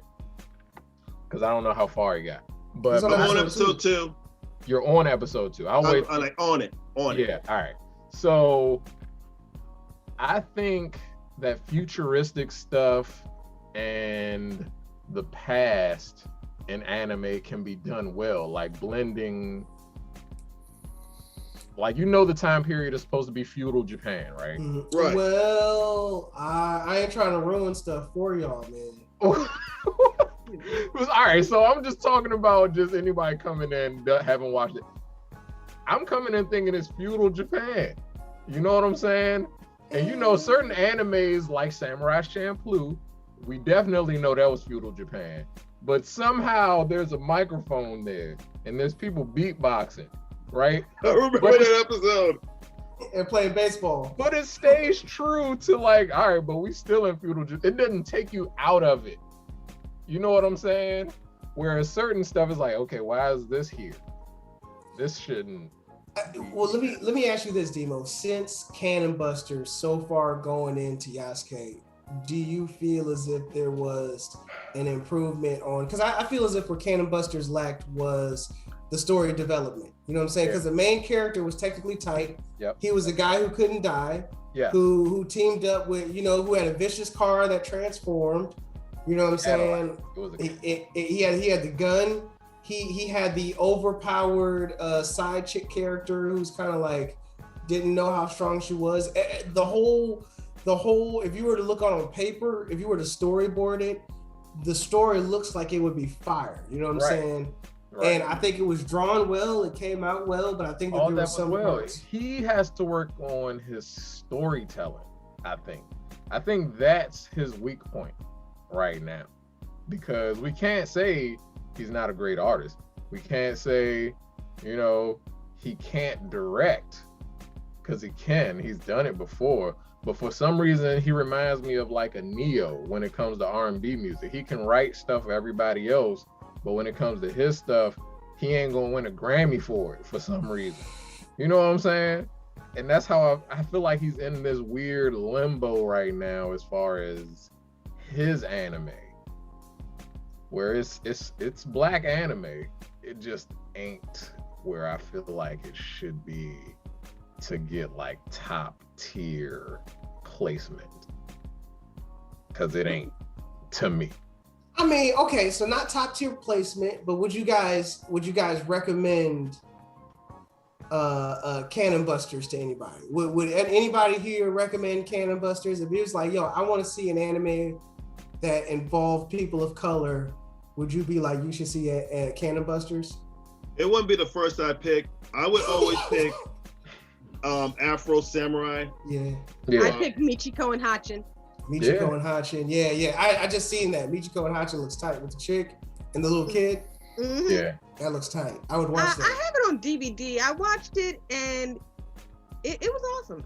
It reminds me of Gangster. Have you guys ever seen that anime Gangster with like a period at the end? I have, actually. I've only seen the first episode. Surprisingly, I have. It reminded me of that, and I really enjoyed that anime for as limited as it was. I mean, I agree with Demo that, you know what I'm saying, that Cannon Busters could have been better. I still want to advise you guys to finish watching Yasuke. Okay. Because in my opinion, the story development was much better. Okay. You know, and I think that also it's like a whole nother skill to write a story, I believe. I believe so. You know what I'm saying? Absolutely. George R.R. Martin can't draw for shit. You know what I'm sorry. Can't draw to save his life. Like he's not a drawing guy. And that joint gonna be fleshed out too. You know, and I think as an artist, you know what I'm saying, Lashon has really, in my opinion, improved in his artistry. I think that the art that came out in Cannon Busters is better in Yasuke. Oh yeah. And Cannon Busters was better than Child of Ether. And you know, and so on. You're supposed to improve with age and whatnot. I would hope so. I mean, like I said, the first, for example, the first Miyazaki movie I saw was Spirited Away. Mm-hmm. That was awesome, especially the animation quality where she's running through the flowers and it looks like they're coming right at you. Yeah, like that beautiful scenery and stuff. I think. Go ahead. Yeah, go ahead. I was gonna say, in like the perspective and the way that it come at you and the artistic visualization. Exactly. You are supposed to improve with age. Now, I don't know if that was the first one he released in America, but that's the first one of his that I saw. Mm-hmm. Yeah.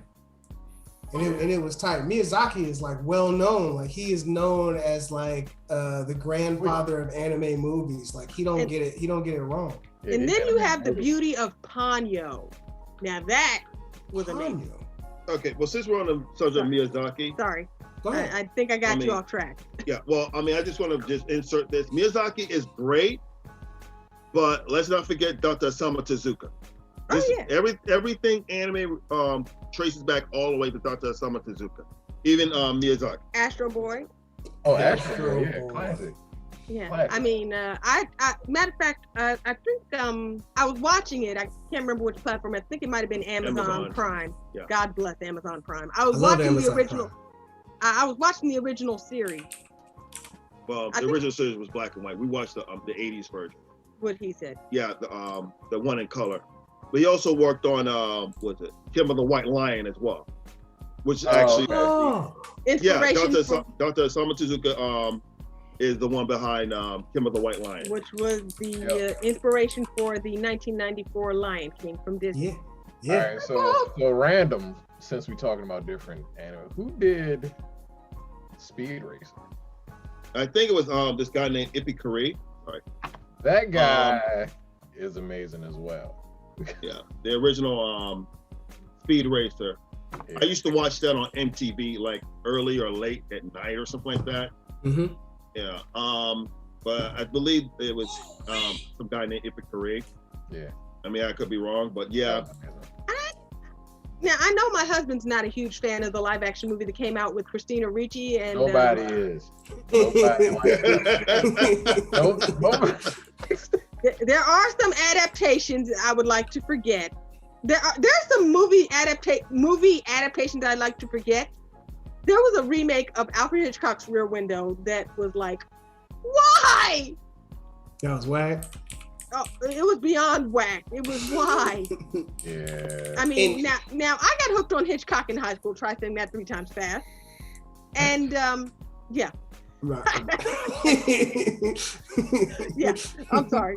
And one of the movies we watched as part of my English curriculum was the original Rear Window from 1954 with Grace Kelly and Jimmy Stewart. And they remade it in the mid to late 90s after not Clark Kent. What's the brother's name? May he rest in peace. Christopher Reeves. Thank Christopher Reeves. Yeah, may he rest in peace. But they said it was more of a pity role, but they just butchered the original classic. They just butchered it.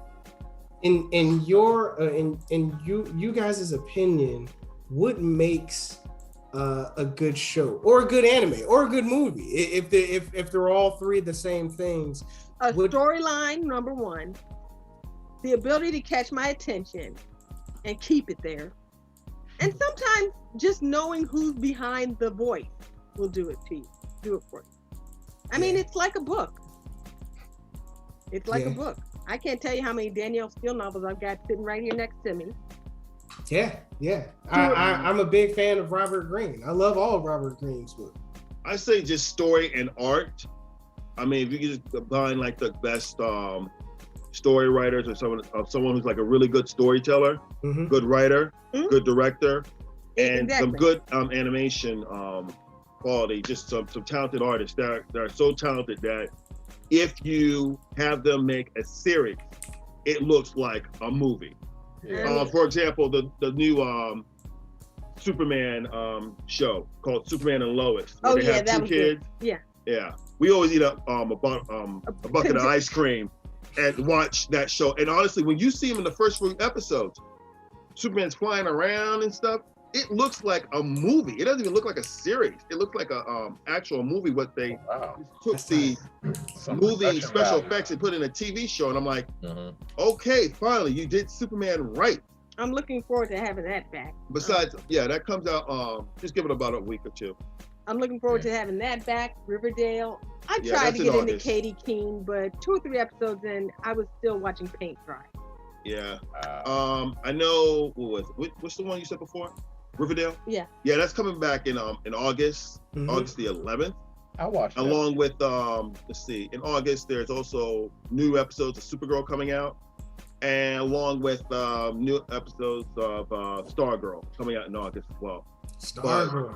Yeah. Oh yeah, I'm looking forward to that. I was really into the series before it went on hiatus. Well, yeah, I mean, they said that like the whole season, that you watched the whole first season. Yeah. The second season comes out in August. I'm looking forward to it. Yeah, they got the new villains in there, Calypso or something like that. They're gonna have like Jay Garrick Flash in there.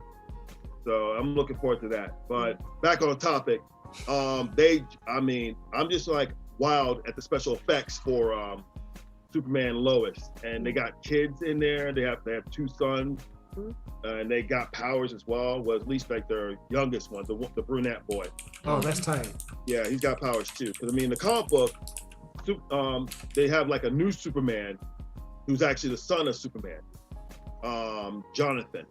Okay. He's in the comic book, so he's like the new Superman. But back on topic, I mean, just have like well, not just, but good story and good art. Now, that's actually a matter of taste. I mean, honestly, some people may like this artist's work. I love, what's his name? Art Germ. I love his work. I actually picked up some stuff by him recently. This new storyline called Heroes Reborn, in which Marvel's biggest comic book event, where they basically, in a world where there's no Avengers, Captain America is dead. He actually died in World War II. You got freaking Thor, who did not pick up the hammer and is an atheist. And then you got Tony Stark, who is alive but did not build that armor. So he's still getting blasted. Like he's just still drinking like nothing ever went wrong. I think so. I know. On this one, it's really Thor that's like the heavy drinker. So yeah, and who else? There, Coulson, Agent Coulson. He's actually like running for something. There's like trying to get reelected for something. So the people who are actually, and the only person who actually remembers this is Blade. Blade. Yeah. Blade. He's the only one who remembers this. So he's basically like, okay, what's going on? He doesn't understand what's going on. They need to make a show for the Blade. people who are like protecting the Earth right now is this group called the Squadron Supreme.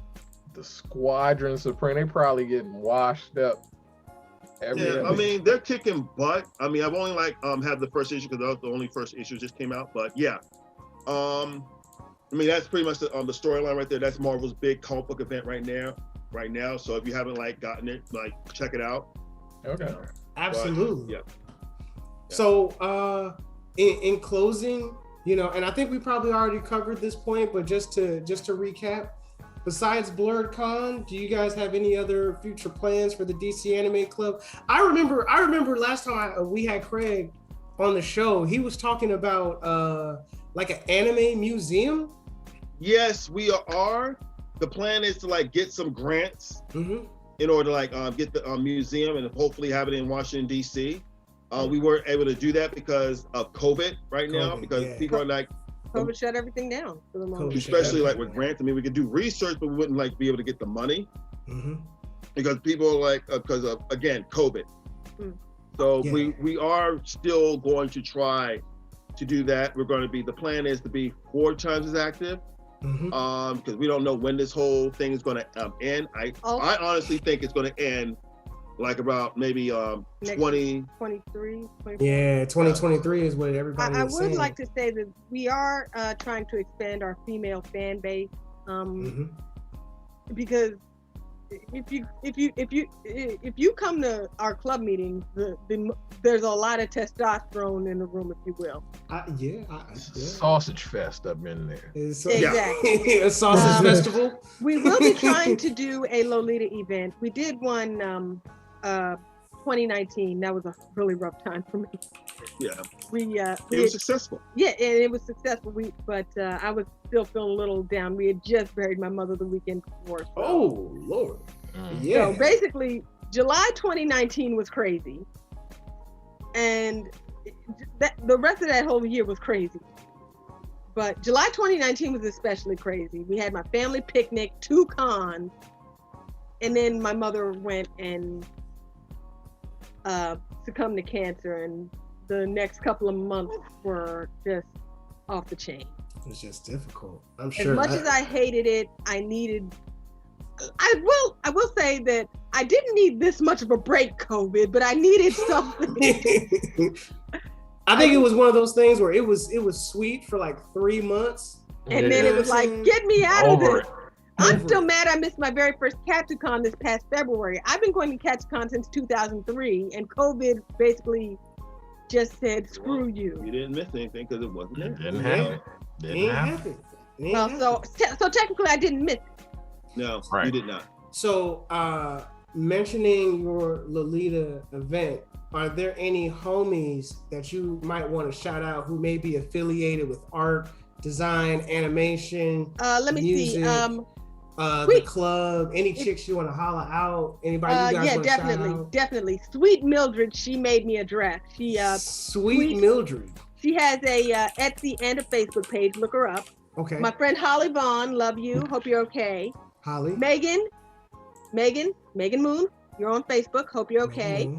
I haven't talked to some of these people because everybody's busy doing this, that, the other, their own thing. But I do have my own Facebook page for my Lolita friends and I. Lolita Lovers Club, if you want to look it up. Lolita Lovers Club. Yeah. And that's on Facebook. Do you guys also have an Instagram? No, we just do Facebook mostly, and it's mostly really a chat group because we just want to get together in some way, shape, or form. DC Anime Club, we do have an Instagram. Yeah, they have. DC Anime Club has Instagram. The Lolita Lovers do not. DC Anime Club, we have DCAnimeClub.org. We have 2 Facebooks, a group page and a fan page. We have Twitter. We have, again, Instagram. We also have a Tumblr. A Photo Bucket. And then there's also the YouTube Discord. Channel. Yes. Discord. And your YouTube. Yes, we have Discord. We also have YouTube as well.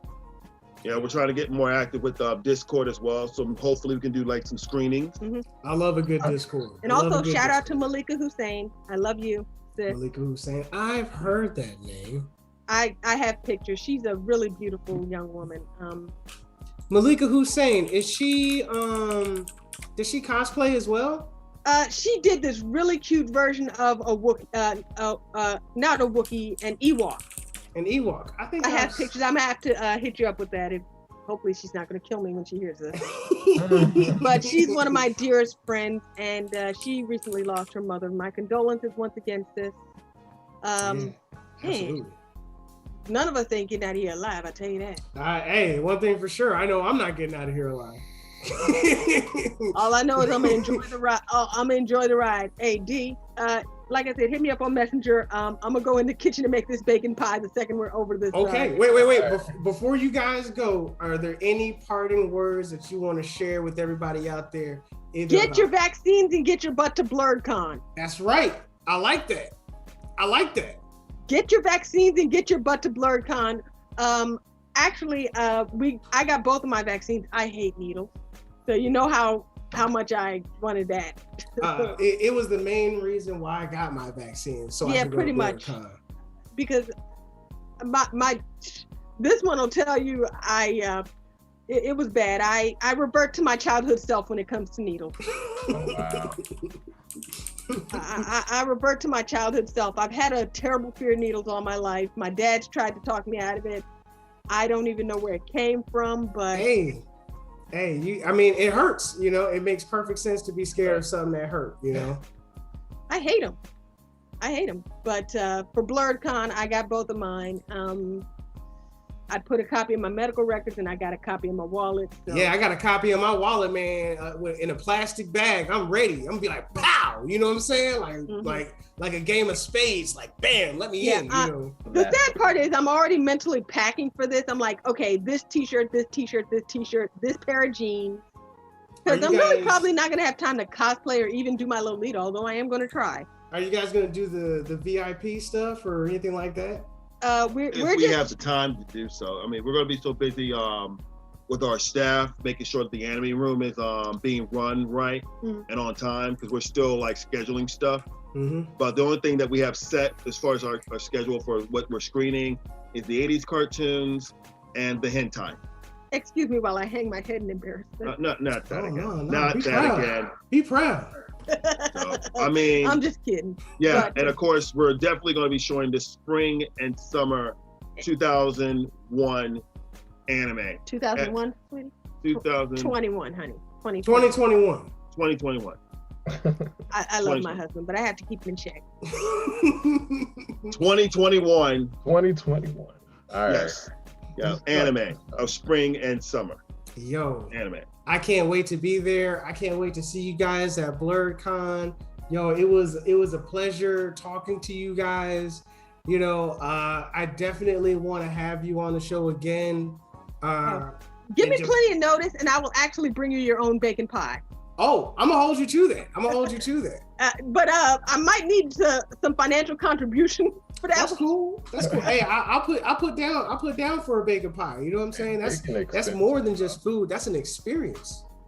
Oh, it's a food coma. I'll tell you that. Just do not operate heavy machinery. But yeah, as soon as we're done here, I'm heading in the kitchen. I'm getting hungry. I think my stomach just growled. The hamster's getting hungry. Well, I'm gonna let you guys eat. In my departing quote, humankind cannot gain something without first giving something in return. To obtain something of equal value, something must be lost. This is alchemy's first law of equivalent exchange. In those days, we really believe that to be the world's one and only truth. From Full Metal Alchemist, I believe that's the little brother. What's his name? Alphonse. Yep. Alphonse. Again, guys, it was a pleasure having you guys on. Enjoy the bacon pie. I can't wait to see you guys again, and we're gonna get together for that Cards Against Marvel, Cards Against Humanities, Cards Against Marvel. Both. Boom. Cards Against Humanity Marvel Edition. Yo. Where's the damn camera? I can't wait. If my wife wasn't asleep right now, she would be all for it. You know what I'm saying? Yeah. Oh, this isn't the only one I have. There's also a Trump edition. A Trump edition? Trump edition, Disney. You gotta bring that too. You gotta bring all of them. Oh, I'm bringing the whole bag, but you gotta feed us. I'm bringing the entertainment. You gotta bring the food. Okay. You got it. Always a pleasure, guys. It has been. Guys. Thank you so much, guys. All right. Peace. Bye-bye.